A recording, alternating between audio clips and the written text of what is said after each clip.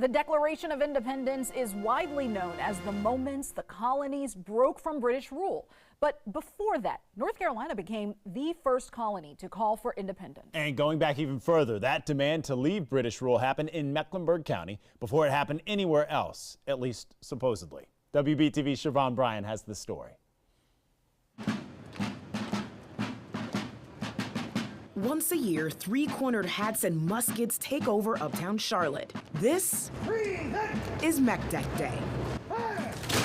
That is in reference to a date, May 20th, 1775. And a lot of people probably know it because it's on our state flag, and they might also know it from those First in Freedom license plates. Every year in Uptown, the story of that day is reenacted. And hereby absolve ourselves from all allegiance to the British crown. A gathering in Mecklenburg County, the first time anyone in any of the colonies declared independence from Great Britain. It's foundational, it's local history, but it's history with an asterisk. So the problem with this whole story is that we don't actually have the document. As the story goes, it was signed in Mecklenburg County, then allegedly taken to Philadelphia by Captain Jack. And we also know that another guy, John McNitt Alexander, claimed to keep a copy, but his house burned down in 1800. What he remembered from the Meck Dec would go on to be published decades later, along with testimony from others who claimed they were there. Adding to the circumstantial evidence, the Mecklenburg Resolves, written 11 days after the alleged Meck Dec Day.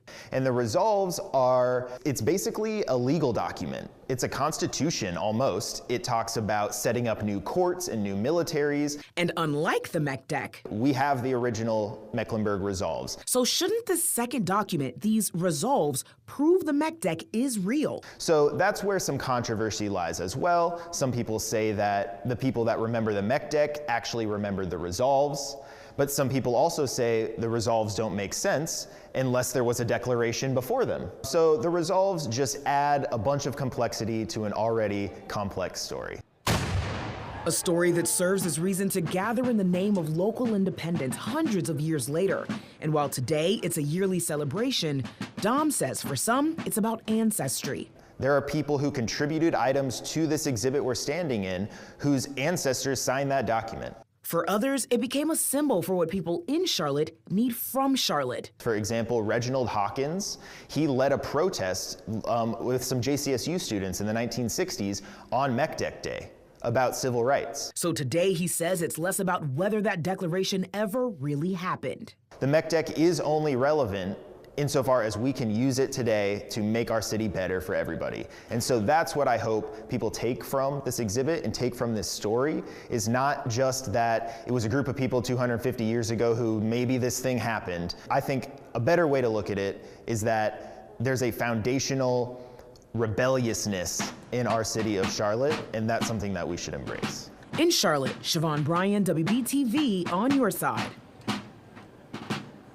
And an interesting note, Nolan Dom tells us that the official position of the North Carolina State Archives is that the Meck Dec did not exist. So the state's own historians don't even believe it, even though it remains on the state flag in what many say is more political than historical.